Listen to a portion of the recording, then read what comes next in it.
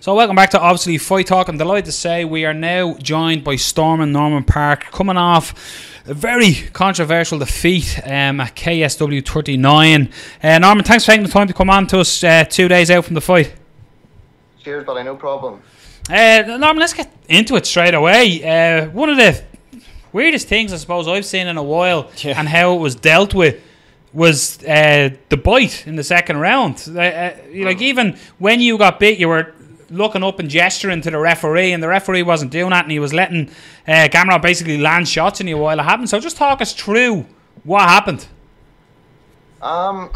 He shot in for the single leg, you know, and he was trying it a few times, you know, and so he shot in the single leg, and I stayed heavy on it, and we were there for maybe about 30 seconds a couple of times, and I was threatening to go for a guillotine, you know, but he was defending that pretty well, and then so I thought I'd try and restrict his breathing. So I kind of cut my hand. You're allowed to do it. Cut my hand, and you know, placed it over his mouth. To try and, you know, lead him into lifting his neck up to sneak in a wee guillotine or something, but he just slipped the head to the side, pulled my finger in, and bit pretty hard. So, and that's where it led from there. But I kept gesturing to the ref to stop. He said he bit me, but I don't think he was really listening to it at the start until I actually says, look, and then he says time. So, but definitely he bit the finger. I knew he did it on purpose, because I says to him after the fight, I says to him, you did that on purpose. You know, you knew I was too heavy on top. You weren't going to get me down. And he just said, oh, you're too strong. You know, he never mentioned anything about biting my finger. So. And what did the referee, when you stood up, because you obviously you walked over, I don't know who you gestured to outside the cage, but when you stood up and walked away, the referee came to you. So what, did the referee acknowledge that you were bitten, or even discuss the bite? Or no, it seemed like it just, I don't know, it was quite weird situation. I showed him my finger, and you could see the bite mark clearly. Yeah. It was clear as day, and whenever I pushed them, the crowd was, you know, they booed, but whenever they realised they saw the replay, then they knew what happened. And so I'm not too sure. There was a wee bit of confusion with the referee, and then Martin, he came in and just said, calm down. But I says, here, what's going to be done about this? He bit me, so it's like straight disqualification or a point at least. So that's the way it should have happened. It's not like there was no evidence there or no mark on the finger. The finger was there, the mark was there, so and he intentionally did it. So I believe that. So we'll see what happens. Are you kind of disappointed that they didn't put you back in the position that you were in? Because when the foul happened, you were on top, you were in a dominant position, but then they restarted the fight on the feet. Are you kind of disappointed that they didn't put you at least back in the same position? No, I don't think I was in a good position. He used that to his advantage. He thought, okay, right, I can't spin around and take the back here. He was like head on the mat, so I was going for the choke. He bit the finger. As soon as I pulled away and when he bit me, that was an opportunity for him to try and sneak around on my back, and then he started throwing punches. So we were still in that position. Like my back was against the cage. He was kind of half on top of me, and then that's whenever I said to the ref, look at the finger, look. But he was still punching away, but I was defending, so he was technically still on top of me, but that's not the point. He bit the finger, and he should have been point taken straight away. You know, the replay was there, point taken straight away. The mark was there, or disqualification. When you went the distance and it went to the judges' scorecards, did you fear the worst? I knew once they says that it wasn't going to a fourth round, I knew that they were going to give it to him. I knew for a fact. Like I thought, you know, I did enough to win the second round, and the first round he probably nicked the first round, but he never got any takedowns. Second round, third round, I pushed the pace, pushed forward. Hurt him as well, and hurt him in the end of the third round, so I felt there should have been a fourth round. But looking back on it, they're going to reassess it and look over the fight to see what they're going to come up with. Have you looked back at the fight in its entirety? Yeah, I watched it there last night, so did I. Yeah, it was a close fight, you know, but it comes down to that biting thing, you know, because it's not like it's not a big fight. It's not like it's just normal. There's a lot on the line. You know, there's a belt on the line, and there was you know, me going potentially 3-0 in my last three fights. So it's kind of a bummer that, but I'm hoping we can look over it and see what happens after this. That's something we spoke to you in Belfast after your victory over Paul Redmond, and after the fight, you seemed like, in a way, I remember saying to you in the interview, I said, it's almost like you've lost here with the negativity backstage in Belfast that night. And I said, and you sort of alluded to your hunger and desire, and you spoke about retirement. In a way, this type of defeat has it lit a fire under you now to sort of say, now hold on, I'm not going out this way? No, I was at that fight. There's a lot of shit going on, but personal shit going on before that. So I just knew I needed a big fight and a big opportunity. And Paul was a big fight too, but there was a lot more at stake for Paul, more at stake for me than there was for Paul. Like, he had everything to gain in that fight, so there was a lot of pressure. But this fight here, I felt relaxed. I felt like this was a good opportunity, a good matchup for me, and I knew I had the tools to beat him. So and he's meant to be this so-called number one guy outside UFC, but you could see he had the bite to try and get a better position on me because he was getting flustered in the fight. So no, I was ready for this fight. I was 100% up for this fight. So, and I'm looking forward to my next fight already. You were talking about retirement before the fight, and then you retracted that. What was the reason that you put that out into the public that you might retire, and what was the reason that you reconsidered it?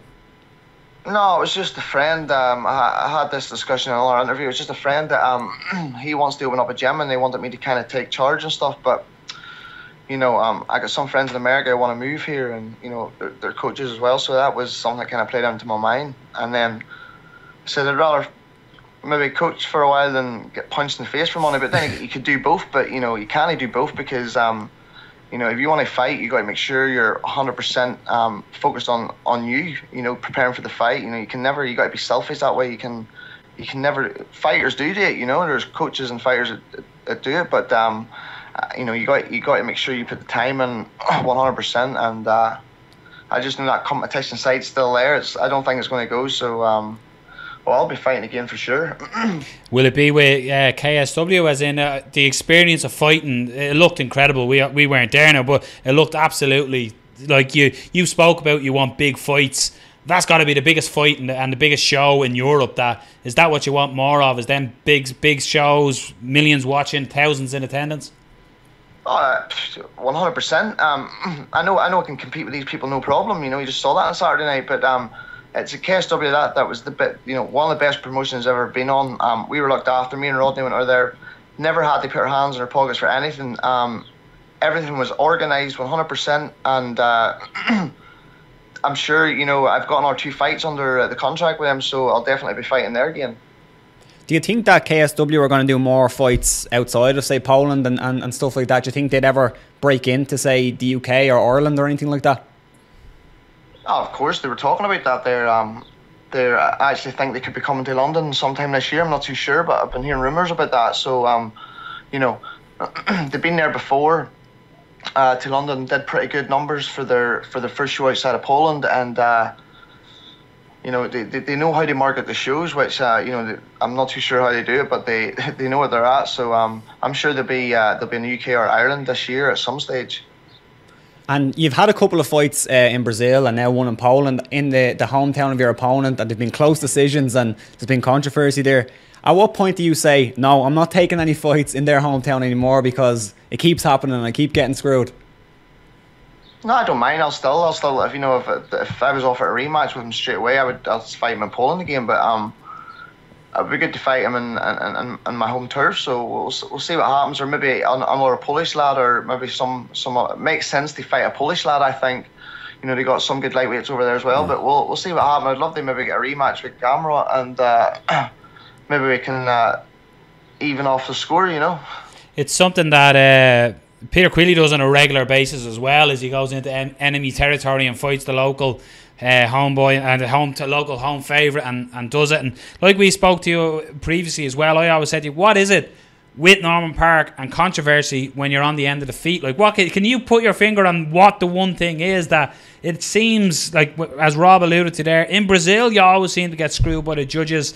You've been bitten in Poland, and again, a lot of people then, in another way, to flip it, said you got the hometown support and hometown nod in Belfast against Redmond. So, but what do you think it is that always surrounds your fight, win or loss, with controversy? What is it? I'm not too sure. I don't know. That's a weird one actually when you think about it. But there always seems to be something.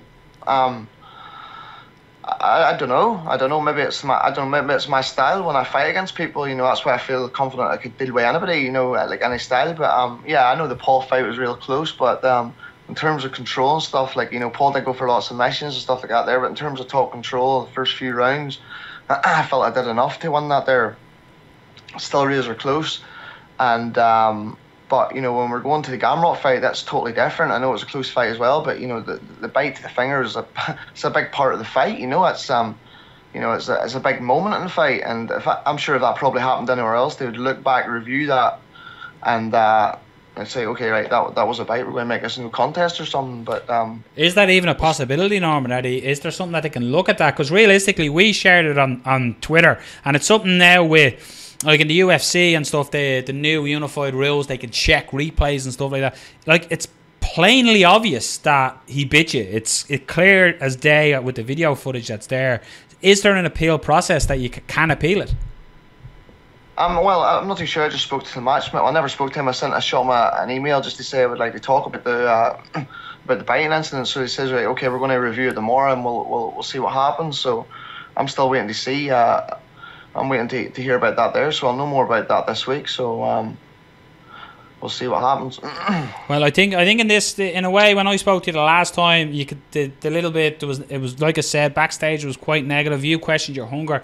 Just I get to feel from you here, talking to you here, that hunger is 100% back, and we're going to see a lot more of Norman Parke. Oh, I'm still here, mate. I'm still here. I said the competition side, that's never going to go away. You know, maybe you know, feeling different one day doesn't change your thoughts for the rest. So it's like.